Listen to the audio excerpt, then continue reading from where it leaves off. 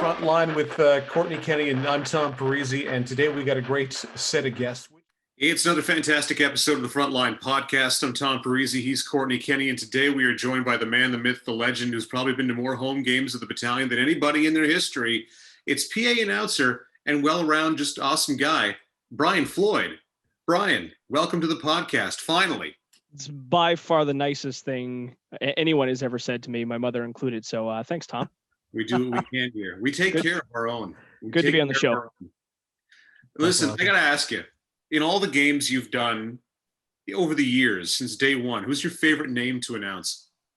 Oh, man. I would say a toss-up between, as a PA announcer, you love to call a good name. And by a good name, I mean a name that you can really exaggerate and really rev up, and the crowd responds to it, and then they can take that home, and they sing it in the tunnels on their way out of the game, out of the arena. And I'd say two of those names for me have been Riley Bruce, for obvious reasons, the Bruce, the Luongo, like those really, the ones that you could really draw out. So Riley Bruce, and then people Bruce. And then Ryan Kujawinski, I think, is probably my favorite of all time. And I think really for the moment as well, he scored a couple big goals for us in overtime, and just to have the sound of that name ring out through the building, and Kujawinski in double overtime was probably one of my favorite calls of all time as well. I was gonna say that, like, how excited are you as, like, obviously you're a fan of the team. I mean, that's why you're here. That's why you're wearing the hoodie. Mm-hmm. That's why we're all here. But yeah, that double overtime call, like, I mean, I just stepped into your shoes briefly and it felt pretty hectic. But at the end of a game where it's a double overtime game, how hectic is that for you? And how excited are you at the same time when Kuj scored that goal? It's funny because with an overtime winner, there's always an element of, in the back of your head, you're like, okay, now you can't get too excited because you need to figure out exactly who scored. You have to get all the stats together and kind of collect yourself to make the goal announcement. And then, as soon as you're done that, you have to do your end of game announcements, because that's it. Like, that's the end of the game. And so you're kind of collecting everything and then also processing the excitement of the moment all at the same time. And so I guess it becomes a challenge that you kind of have to prioritize, but there is a moment that you're like, yes, you have to celebrate for a split second, then you get right into it. But it's so cool to call an overtime winner, because you said it, as a fan, it's special for me, because not only do I get to witness that, but then I get to hear the roar of the crowd after I announce the name of the player who just scored that, massive goal for the Battalion. So it's special times too. Do you practice your name calling? I tell you, after 18 months off, or 19 months, whatever it was, I practiced a lot of names this year. Namely, Potaluch was one that I had to go over a couple times. Dalyn, first day I came in, I was like, Dalyn Wakely, who just got his first goal. Matvey Petrov was another one. Actually, that one didn't take me too long. It's usually in the first game as well. I'll tell you, Courtney. In the first game, we go through the announcement. We introduce all the players, yep. And it's one of my favorite games of the year, aside from the billet ceremony, which is obviously a special day as well. But the first game of the season, we announce, the hometowns of all the players. And there's always a couple hometowns that really cross me up. But this year it was pretty straightforward. And, the two import players that we have, it's mostly the import players, because there's a bit of a language barrier as well. But they're both from Moscow, Russia. So that was really easy to pronounce this year. And I think I've got it by game 5 or 6 or whatever we're at now. I think we're in the driver's seat now. I think you only did that game this year, unfortunately, right? Like that. I think that was the one. I could be wrong. Maybe you did the Sudbury game too, but I think that was. Yeah. I've only got 2 games in the bag. It's funny because the replacements have more games than I have this year, which is very strange for me because there's very few games that I've missed over the course of this. What is it? 7 seasons, 8 seasons now. And now, yeah, I got 3 in a row. So So All right. I'll take you through. Sorry, my day as PA announcer real quick because you'll find this comical. I would do the public address for the Voodoos here and there as well. So like, you kind of have an idea of what's going on. Nick Morin calls me up on Tuesday and says, "Can you do PA on Thursday?" I was like, "Oh yeah, whatever, sure. I'll be there." I was gonna be there anyways. So so I get to the game and I get pulled down into the battalion office and they give me this literal binder of paperwork. And I wasn't nervous until I got that binder of paperwork. Then I was like, "Oh my God, this is not Powassan." And then, of course, I go through the opening introductions and stuff and just run right through it because I'm like, oh my God, right? So I applaud you for the job that you do. You make it look easy, and I'm like, oh, I can do what Bryan does. And then the entire time I'm on the headset with AJ and Gerald being like, when do I announce this? When do I announce that? You'd think after all the home games I've been to, you'd have an idea, but apparently not. You know what? And I'll send that appreciation right back at you because I've filled in as PA public address announcer for the Voodoos games a couple times, and I'm not gonna lie to you, I feel like that's a much harder gig because when you're sitting up in the booth, you have these statisticians and the OHL off ice officials that they hand you a piece of paper and they say this is exactly what you're announcing. So whether it be the goal where you'll have a goal, assist. It'll say, power play on it. It has all the information for you. Yep. Whereas, for junior A, in my experience, junior A and junior B that I did a little bit of out west in Alberta, you have to write all that yourself. Yep. That's a lot more work. That's a lot more difficult than someone just handing you a paper. So I have a great respect and appreciation for what you do.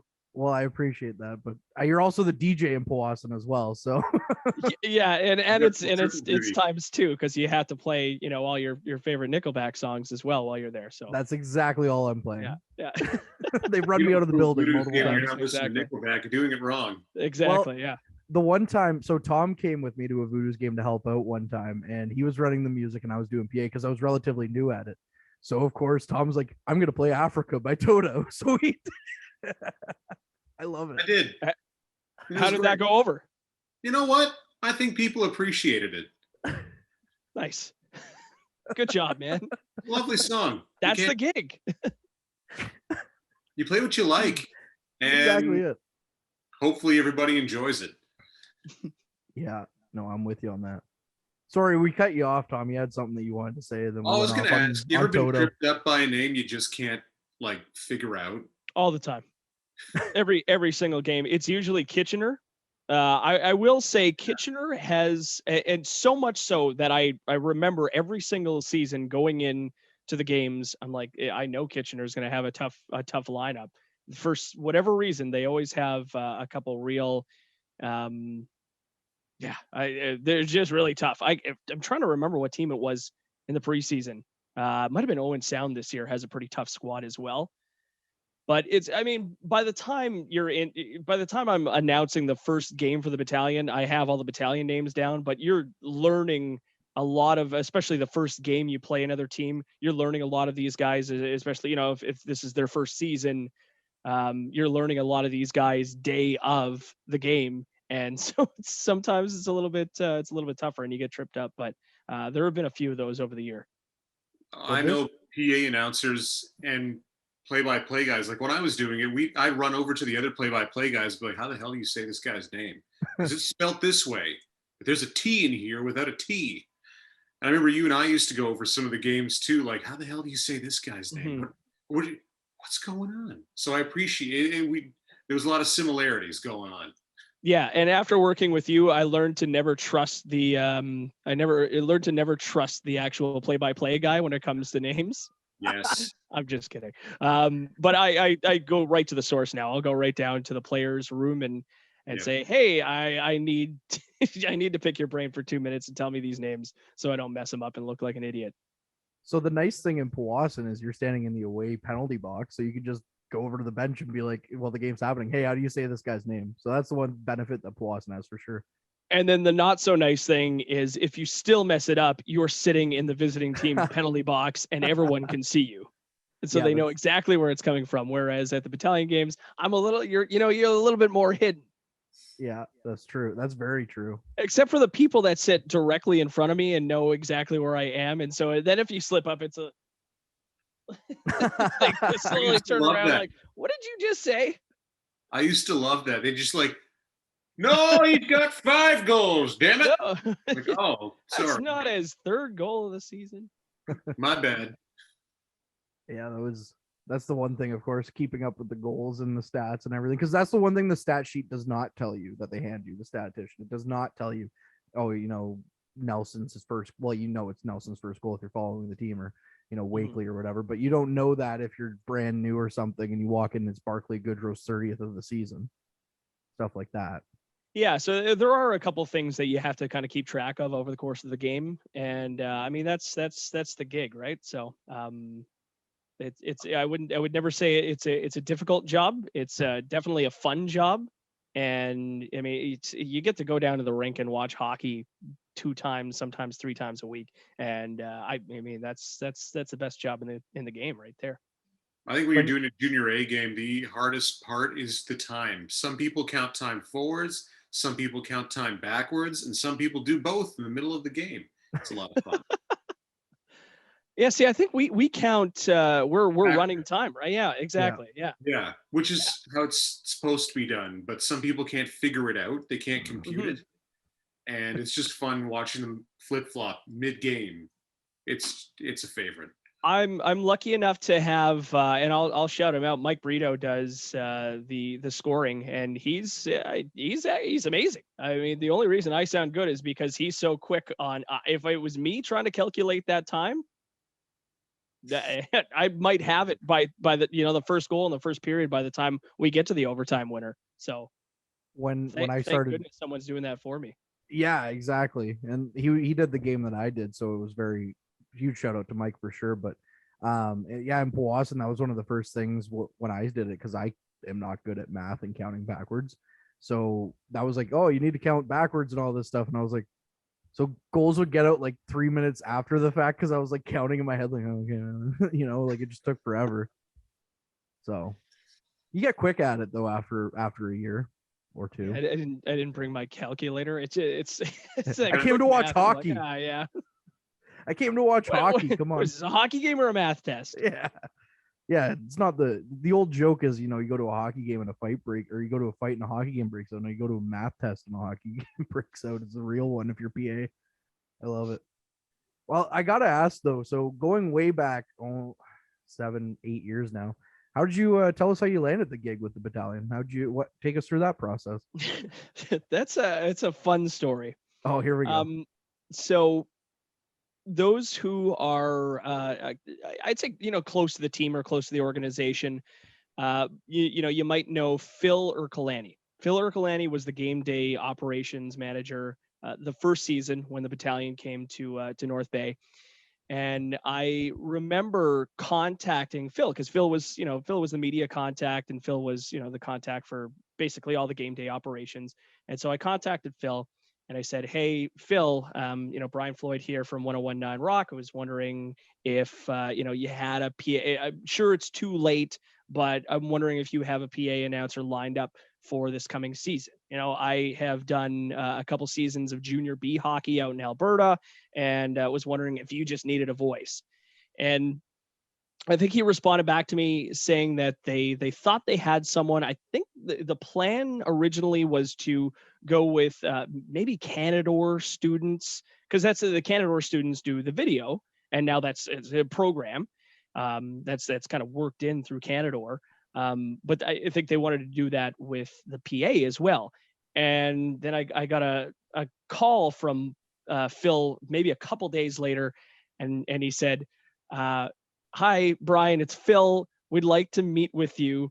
Myself and Mike Griffin are going to meet you. I think we went to Cecil's or something like that. And so we sat down, and ordered a pint. I think they ordered a pint for me. I got to tell you, this is the best way to land a gig. And so ordered me what kind of beer you'd having? Okay, had a beer, and Mike looked at me, and he cheers me, and he said, "Bryan, I know you'll do a good job." And that was it. And that was the gig. And the next day, I think I signed a paper, and then that was it. And then I had the job. So it was the easiest job interview I've ever had in my life, and probably the most comfortable. I mean, it's a familiar setting for me. So It's a hell of a job interview. yeah. Sit down and order a beer. You got the job. I don't think he even. I think I don't think he even asked me any questions. He just said, looked me dead straight in the face and said, "I know you're doing a good job." And then we had a pint, and that was it. Well, it must have been your choice of beer, whatever it was in Preston. Yeah, maybe. I don't know. Do you even remember what the beer was? It might have been a Stella or something. I'm not sure. I love it. I love it. That's so good. That's easily the greatest job interview of all time. Big Stella drinker. Yeah. Yeah, there you go. So you haven't gotten much experience in the arena this year. You got 2 games under your belt, but you're coming back on Thursday, which will be tomorrow by the time this episode drops. I have to do a little quick calculation in my head, which is not my strong suit, as we've already established. What have you liked so far to the 2 games that you did get to see? I mean, coming into the season, you knew it was going to be a good defensive team, but they've made so many moves. I mean, you got to give it to Adam Dennis. He is one of the great young minds. I mean, not just in the OHL, but just in hockey in general. The team that he's assembled is phenomenal. I mean, and you check all the boxes. You know, you have a goaltender, or you have goaltending in Verbetic and DiVincentis, and you know, you have your forwards. And this year, the scoring definitely hasn't been an issue. And then, you know, coming into the season, you're like, well, this is going to be a great defensive team. And you look at the back end of this team, and you know, it's great defense as well. So they really, like I said, they check all the boxes. You have a great leadership team. Liam Arnsby was a player that, you knew the minute he came in that he was going to be a captain on this team. He's just a born leader, and watching, you know, Brendan Coe develop over the years has been a real treat. And he is just looking unbelievable out there. And, you know, having this highly touted import player in Matvei Petrov, and, you know, you're wondering, okay, how well is this guy going to do? And he comes in the first game and scores 3 goals, and then does the old, like, almost Yager-esque, takes off his glove and holds up the 3. It doesn't get much more exciting than that. And, you know, just watching Mitchell Russell come back and the impact he's had so far, and just all that top line has been phenomenal. So I'm more excited, I'd say, for this season than I have been in a very long time. And obviously, you know, you have to you got to give kudos to Adam Dennis and what he's done, and Ryan Houlihan and the job that he's done with his, you know, Scott Ray and Bill Holder. And it's just fantastic. This is fantastic hockey, and it's a treat for North Bay Battalion fans. And I think it's going to be a really exciting season. So if you haven't gotten out to a game yet, get out to a game. I think at this point, we're going to elect the entire battalion staff as our next city council. Yeah, I think so. At least the front office for mayor. Oh, yeah. This, in fact, is paid for in part by the Elect Adam Dennis for Mayor campaign. So, well, I think the old joke was what, Barclay Goodrow for mayor. Well, Barclay Goodrow might have some competition, right? So, Parks, the mayor. Yeah, the mayor. How cool was it though? He got to announce the captains. I don't even know if we talked about that. That was pretty cool. Yeah, we didn't. Anyway. Yeah, that was.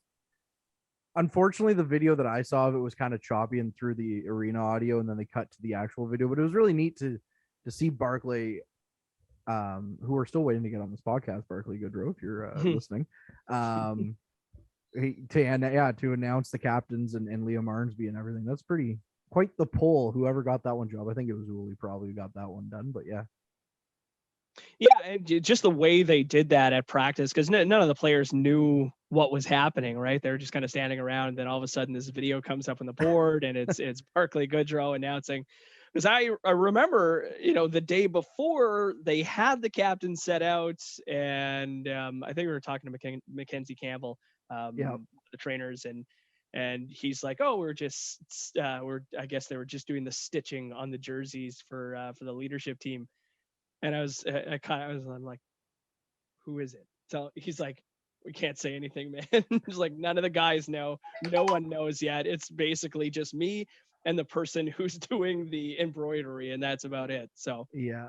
Well, the worst part about it was, because I was with you at that point, and we're on like a tour of the dressing room and all that stuff. And then he's like, oh, I just got to close this door. And it's like, well, now you got to tell us what's in there. Now you got to tell us what's on those jerseys, man. Yeah. You can't just tease us like that. That's the worst. Like, but yeah, I would rather them find out the way they did than to find out through the grapevine through some idiot radio host. So I'm glad it went down a much better way. Bryan Floyd, the drive home with Bryan Floyd next day. Like, yeah, Liam Marsby captain. I would have been talking about that on the air. So can't keep a secret, man. Well, no, that's why you're in radio, right? Exactly.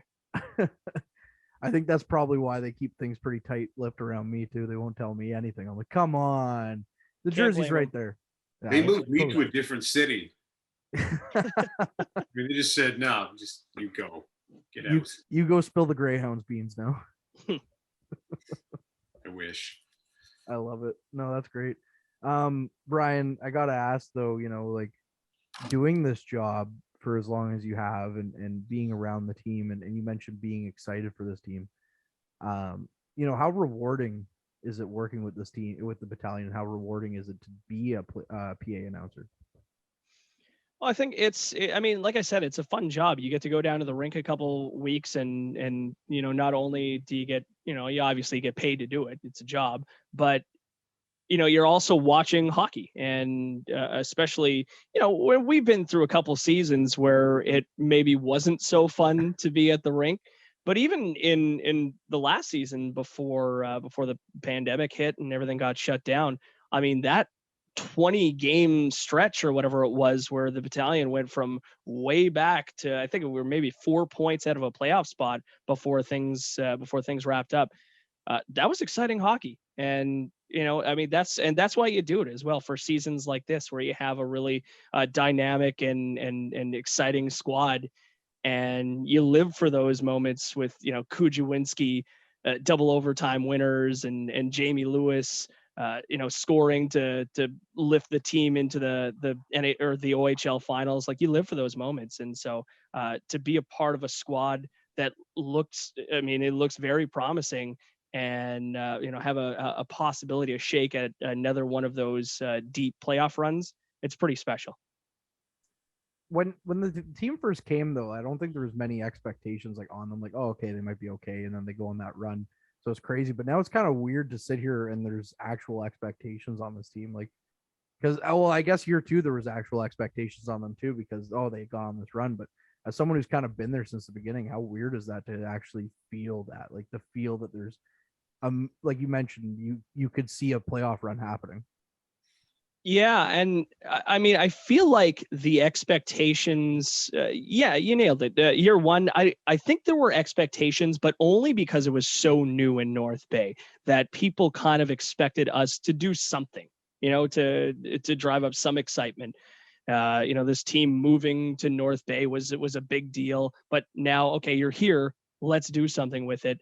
And I really, truly believe that team fed off of that buzz. And I mean, if you were in the building at any point in that first season, it was buzzing every game. It was, those crowds were loud. We had scouts come in the building and say, this is the loudest building I've been in the OHL.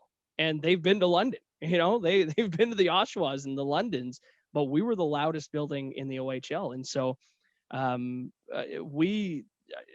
that was something that the players, I truly believe, fed off of that. And, when you have a good fan base, it's going to reflect well. And I think that's coming into this season as well. It almost kind of feels like that again. It feels like there's that buzz surrounding the team. And I think, they're just kind of getting their feet wet here. We still have a pretty young squad, all things considered. But I think once these guys start going, there's going to be that buzz in town again. And you better watch out once this team gets going. I always kind of feel bad for Tom because he came just at the beginning of the downturn and he didn't really get to experience those first few years of how things went. And I remember, the in between years. yeah, the in between years. The gap filler. Yeah. I always feel bad though, because like one of the first games of the season, of Tom's first season, Bob Coles and I are up there in the booth with him. We're like, wait till the playoffs, man. This place is crazy in the playoffs. And then there was no playoffs that year. That's okay. Yeah. I got one game, one playoff game in my life, and that was good. Well, yeah. You think it was Tom's fault? Maybe it was just your fault. It was Yeah. me. Yeah, I blame you. I think that's a good person to blame for this, and I'm okay with that. Yeah. Or we're just gonna have to keep up with that. Last thing I got before we let you go, because you're a super busy man coming out of isolation here. I haven't shaved in 2 weeks. I'm a mess, and I have no excuse either because I'm at home. So I yeah, haven't shaved in 2 weeks either. yeah. Tom shaved before dinner. yeah. Tom was the type of kid in like grade 8 that would like shave in the morning and still have 5 o'clock shadow. I did shave in grade 8. Nice. I had to. I only had that peach fuzz mustache going on in grade 8. That's all I had going. Loved on. it so much you still have it. Yeah, it still is. It's still pretty good, isn't it? I love it. It's the only thing that's not all that pronounced. Although it's not as bad. My buddy until recently couldn't grow a mustache, so he always just had like the chin strap going on. And I was just Beautiful. like, you're not Edwin Encarnacion. You can't pull that off like you can. Can't hit dingers. One thing I did want to highlight though of your illustrious public address career so far. Do you remember that was probably the loudest the loudest the crowd was that final year before the pause when you first announced Ryan Houlihan as the head coach? Oh yeah. I do remember that actually. Yeah, that was crazy. That was probably the loudest I had heard it, and that's got to be. Not only are you excited because of things that are happening, but as an address announcer, it's got to be pretty satisfying. I remember there was again, we talk about that buzz around town and that buzz in the building, and I remember going into that game, and it was Ryan Houlihan's return.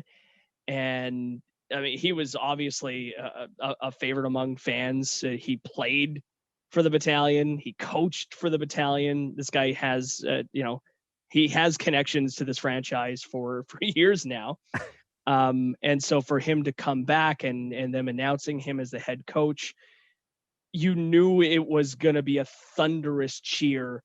And sometimes there's certain games and there's certain names and there's certain plays that you almost get a little nervous. You almost get butterflies in your stomach. And that was the one for me. That was one of the ones over the course of the last couple of years that really I was truly excited to announce. Ty Nelson's first goal, I was excited to announce that as well, but I didn't get to. Someone else did. Sorry. My bad.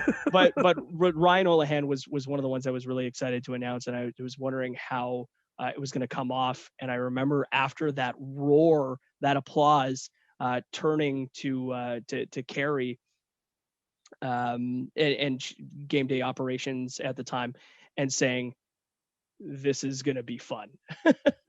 And I mean, it has been every game since then. So it was a thunderous applause, and he deserves it. And you see the job that he's done with this team, and that he'll continue to do with this team. And he earns he's earned every accolade and applause and cheer that he gets. So, well, great answer from Mr. Floyd. As Tom said, the man, the myth, the legend. We're excited to get you back in the Gardens here on Thursday against the Hamilton Bulldogs. Can't wait to see you there. I'm sure you have a super special suit ready to go too. So,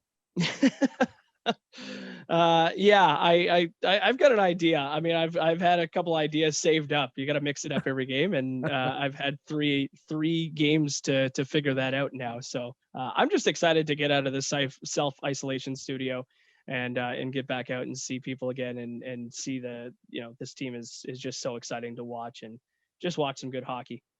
Day one after this, we'll check in with you, and it'll be, I have to drive to work. What is this? To actually do work. Yeah. Well, Bryan, we really appreciate you coming on the Frontline podcast here. I appreciate you guys having me. Huge thank you to Bryan Floyd, the public address announcer for the North Bay Battalion, for joining us on this week's episode of the Frontline podcast. Reminder, I mean, if you're listening to this now, you probably already know our new drop date for new episodes is Wednesday. So it's right smack dab in the middle of the week. So that way you can get a little bit more battalion content in the middle of the week, because Sundays are a little bit busy now with battalion home games. Yeah, that's right. Battalion are back in action, of course, and it's great to see for sure. The battalion are taking on the Hamilton Bulldogs at Memorial Gardens Thursday evening at 7. Puck drop is, of course, at 7. You can catch that game on your TV North Bay, where you can also catch this podcast. And you can also catch the podcast, or the game, I should say, on the Battalion YouTube page, where normally myself, Matt Sukram, Derek Lindemann, Bob Coles, sometimes Jamie McKee will be bringing you all of the content live as a radio broadcast, so to speak, on YouTube on the Frontline broadcast. So head over if you can't make it to the Gardens. Check out the game either on your TV or on the Battalion YouTube page. I want to thank Tom. He had to run, unfortunately, for being my co-host and my co-pilot throughout all of this. Again, huge thanks to Ben Sargent, who is our intrepid producer, as Tom likes to say, for making us sound wonderful and making us look even better. That's it for this one. And you can find us on Google Podcasts, Spotify, Apple Podcasts. You can find us on your TV. And if you're trying to watch the full episode, you can head on over to YouTube to watch the full episode. Whereas you get a condensed version on your TV, you get the full kit and caboodle on the Battalion YouTube page. So again, a huge thank you. That was it for this one. It was a lot of fun. We'll do it again sometime.